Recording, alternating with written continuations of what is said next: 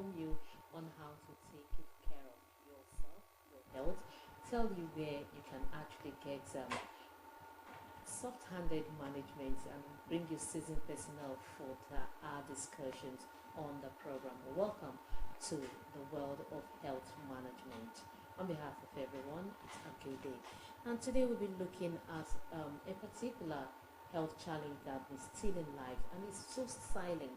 If you're not very observant, you won't even notice when it encroach on you. You'll just be feeling you're okay, you're sound, and then you take a step, and next thing you just black out. If you're lucky, you might be able to have a revival. Otherwise, it's an RIP situation. Yes, we'll be looking at the management of hypertension today, and I have Dr. Ellen Paul Ndubisi, who is the Chief Resident, Department of Family Medicine, Federal Medical Center, Asaba. Dr. Ndubisi, you're welcome. Thank you so much. All right, you heard our opening intro. It's all about hypertension today, the silent killer, always encroaching, stealing lives from our populations without often notification. So let's start with demystifying what the silent killer is all about. So what's hypertension? All right, thank you so much for that question. Hypertension is when the blood pressure is greater than 140/90. That is World Health Organization definition. Okay. So the pressure there means the force that pushes blood along the vessels. So when that force that pushes blood along vessel is more than one. Okay. So I know oftentimes you health personnel categorizes these health challenges. Does hypertension have types? Okay, well, the hypertension, though is majorly for we the health workers anyway, we usually classify it based on the severity, whether is it pre-hypertension, mild hypertension, moderate hypertension, and severe hypertension. So that is based on the blood pressure measurement. Okay, so following the one. Yes, 60, yes, 90, yes, 80. exactly. It is below 60. We call it hypotension. Is that Hypotension, that is low BP. so that situation? Yes, is another situation. That is when it goes below 90/60. Is another situation. Then when it goes above 130/90. Now between 130/80 to 140/90 to less than 140/90, that is the stage we call pre-hypertension. Then when it climbs above 140/90, that is hypertension proper. And that hypertension is what is classified into three stages. It's greater than or 140 to less than 150/100. 150. Yes. 150. Yes. That is mild. Mild, I said Okay, greater that's than, mild. yes, greater than or equal to 140/90 to less than 150/100. Okay. That is mild hypertension. So the Yes. moderate, what's the range? Then the moderate, when it is above 150, that is 150/100 to less than 160/110. That is moderate hypertension. Okay, it becomes severe when it's. Yes, it becomes severe when anything that is above. becomes severe when it's. Yes, it becomes severe of 160/90, 160/110. Sorry, Okay, above 160 over 110 is severe hypertension. That's severe. Though we reserve it majorly for the medical practitioners, Okay, and we advise everyone who is checking his or her BP to look at it once is above once is above. Yes. So, but when it's also that below 90/60. Yes, we You should be also be worried. worried Yes, too. because the BP has dropped below normal. Okay, you said that below 90/60, call it the low potential. Yes, And that the is hypertension is hypotension. okay, hypotension. Yes, Okay, hypertension is Yes. when it's low, and the person should also be worried. okay. So the normal range standard is 140 over 90. I said the normal range for hypertension is between 90 Okay. over 60 to 130 over 80. Okay. Then I said pre-hypertensive stage is above 130 over 80 to less than 140 over 90. Okay, now, basically, when you hear people say, the doctor said I have BP, the next question you hear is, what are you thinking? What are you thinking? What are you worried about? Take it easy. So does it really mean that, what's the causes of hypertension? Okay. Is it worry? Thank you so much. Yes, that is what actually layman Understand. believe that the cause of hypertension is worries when overthinking. But So take it easy. You're not the only one that have problem. yes, but in the actual sense, well, that is not the major cause of hypertension. Worry is not the major cause. Yes, it's not Okay. actually the major cause of hypertension, but worry can also bring about transient rise in BP. Yes, Okay. yes, there is a short period move up of the BP. Yes, so But that worry is is not the major cause. yes, that is not the major cause of Okay, so the hypertension. Then the causes of hypertension, more than 90% are idiopathic, meaning the causes are not known. Oh, What causes even to them? you, the medical professional. Yes, are not known. Okay. So then the other percentage, the causes are known. Okay. Then, but there is what we call risk factors. Okay. Risk factors are the people who are prone to have that type of problem. Okay, so you could basically use the risk Factors, that this person yes, is yes. exhibiting. Then the causes of hypertension, apart from one idiopathic, which is the greater percentage, I told you over 90, 90%. over 90% is usually idiopathic. Then other causes of hypertension include one, somebody who has kidney problem. Okay. Two, coarctation of the aorta, disease of the blood vessel. What is making blood not to flow well along the vessel? It could be as a result of accumulation of fats in the blood vessel. So those are the things we classify. So someone who is obese is a highly risk. Yes, very high risk. Is at high risk. Thank of you. So that is hypertension. why I said we have what we know are risk factors for hypertension. And you just mentioned one of the risk factors. One of the risk factors is obesity. Then another risk factor is people who has a high fat content in their blood. Is a risk factor for hypertension. People who hypertension runs in their family. Okay. Yes, yes. So it's likely that there is a tendency that the person may also have hypertension because either the father or the mother has hypertension. So those are the. But I've seen someone, I've encountered someone whose parents are not hypertensive, but this person is hypertensive. Yes, in that case, you explore other risk factors. Okay. You explore other risk factors. Does the person take alcohol? Is the person a smoker? What is the cholesterol level? That is the fat level in the blood of the person. You see? So those are the things. How does the person exercise? Because those are the things that prone us to hypertension. We're exercising more now, we're walking more these days. Okay, yes, yes. We're no longer much so sedentary these days. Exactly. Okay, so now we know the cases. If you're just joining us, it's the program Your Health, and of course we're looking at the management of hypertension.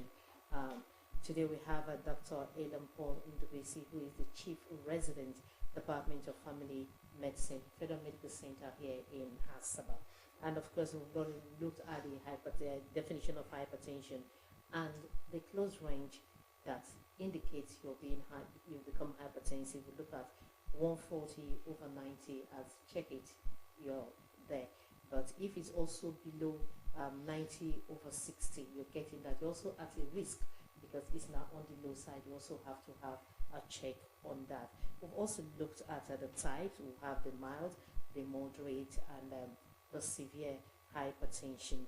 Okay, we've now finished the courses. Now, doctor, if someone is being classified or diagnosed as being hypertensive, because you said that most of these causes are idiopathic, not known, the other 10% is what Already damaged somewhere.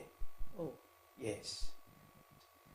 In individuals, usually, the common symptoms experienced by people who have hypertension include dizziness, headache. okay. Person will be having recurrent headache. Some of us will go on to start treating malaria and typhoid, saying that I have malaria, I have typhoid, but the person is unable to check BP. That is why when it is like that, we advise I would say it's individual. not running in our family. It's not in our family. Yes, some will say yes, some will say it's not running in our family, forgetting other risk factors that they may still have. So headache, dizziness, breathlessness, chest pain, chest tightness, awareness of your heartbeat, then vomiting, even feeling. We'll take a break. We'll come back. Dr. Ndobisi is still very much in the house to give us insight on indications of being hypertensive.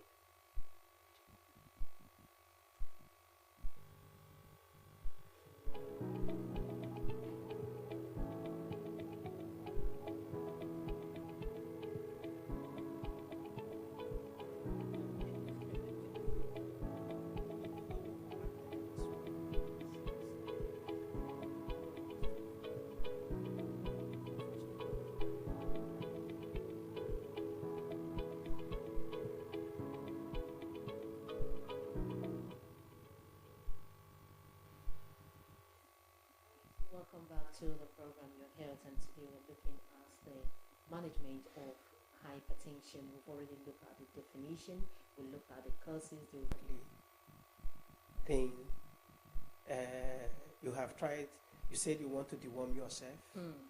Well, as a common thing in our environment here, and you see that the vomiting is persisting, you should also think one of the most important thing that must be taken in every patient. And because they'll say that when you fix the drip and you give injection and you put the person on bed, you know you're yes, working. that is what. When you're not doing any of this. Yes, that is what the layman thinks. But without knowing that, the brief history we are taking, the BP we are checking, the pulse and the other things, will also help us. It will even help us to even know the type of drip to put. Okay. Not just to come and hand drip. So there are types of drip. Yes, don't just put any exactly. drip. Yeah. Okay. Now, doctor, what we eat, can it be a trigger for someone who is at risk of hypertension? Yes. Very, very vital. Because I know earlier you said something about cholesterol. Yes, yes. What we eat actually contributes to hypertension.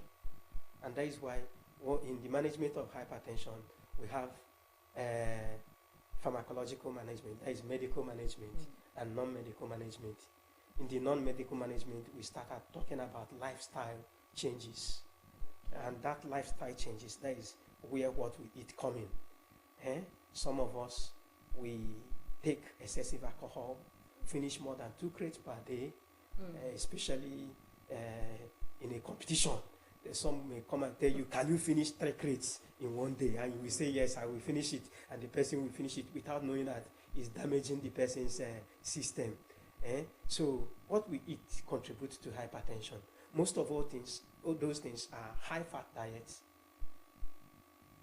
alcohol intake. When you say high-fat diet, yes, what food range are you indicating here? Okay, when I say high-fat diets, they are diets that are high in fats. Like, for example, most red meat. I'm not discouraging people from using red meat, but if you are at risk of hypertension and or you are already hypertensive, you limit red meat that you are taking, those that has excess fats, frying of things, like you want to cook, you start frying the oil. That oil will be converted to what we call trans fat. Yes, that trans fat is not good to the system. Because me, I If love the the body, butter. so and important. As in, we don't use at all? No, or we say we reduce salt Okay, intake. reduce That intake. is our make teaching. it as minimal as Yes, possible. make it as minimal as possible. And this one is not this one that they will bring food for you. We say the food you just brought for me, there is no salt. I beg, bring that salt. Let me put. You carry Okay, so raw no salt. addition of salt And after put. No, cooking. no, no. That raw salt is Is a not no-no. okay to the human body. Likewise, even use of excessive use of other ingredients like Maggi.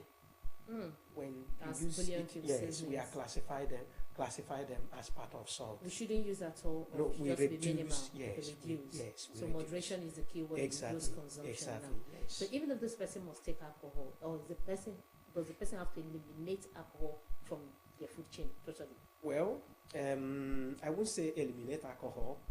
And if I completely. must use, do we have If- any kind of range I should? Yes, there is a range. Okay. There is a range that must be used. Well, taking of 1 bottle of alcohol in a day is not too bad to the system. Even though currently, of recent, WHO, that is World Health Organization, Yes. is advocating that every level of alcohol is Should be not good. eliminated. Yeah, should be eliminated. A little safe, a little so- for the stomach's sake now. Yes, yes. So if one takes a bottle of alcohol in a day, is not, I think, is not bad to the system. When we're talking about a bottle, we're looking at 35 cl, 40 cl. When I'm Because some talking bottles of, are large. well, most of the bottles I'm looking at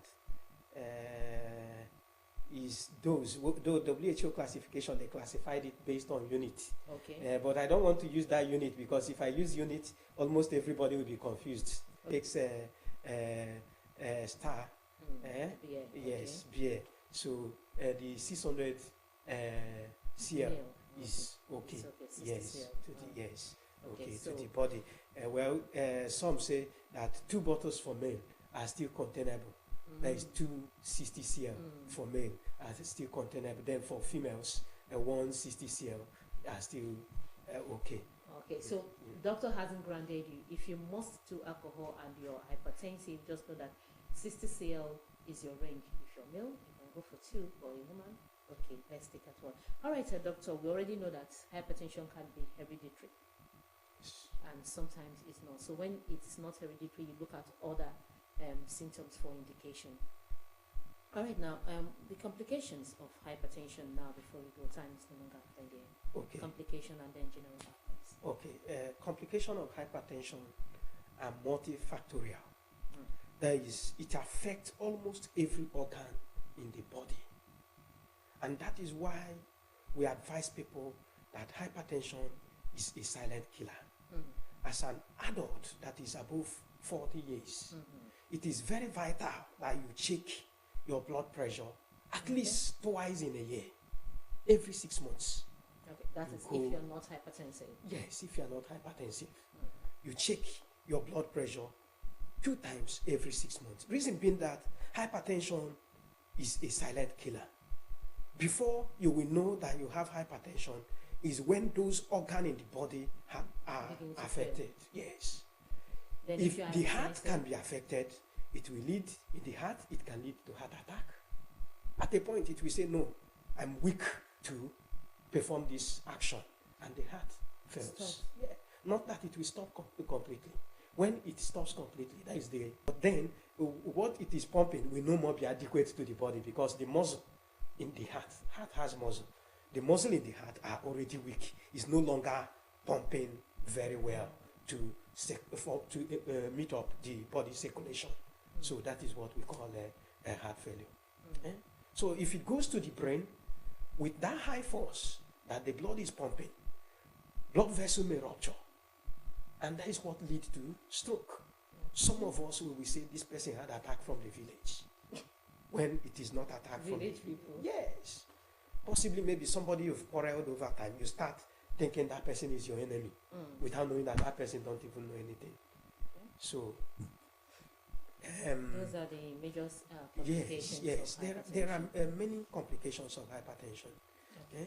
Even the kidney, even the eyes, it affects the eyes. That is why I said it affects multiple organs in the Okay, body. so the hypertension complication is basically affecting all round. Yes, Okay. exactly. All right, majorly now, what do you advise whether you're hypertensive or you're not? Okay, thank you so much. My advice: you check a regular check of BP at least once in 6 months Okay. is very For the important for non-diagnosed the hypertensive. non-hypertensive. Then you also try to do lifestyle modification. Exercise regularly. Moderate exercise is very, very vital, like taking a brisk walking for about 30 minutes in a day, about five times a week, is very, very vital to the body. You look at your diet. Do you take high salt?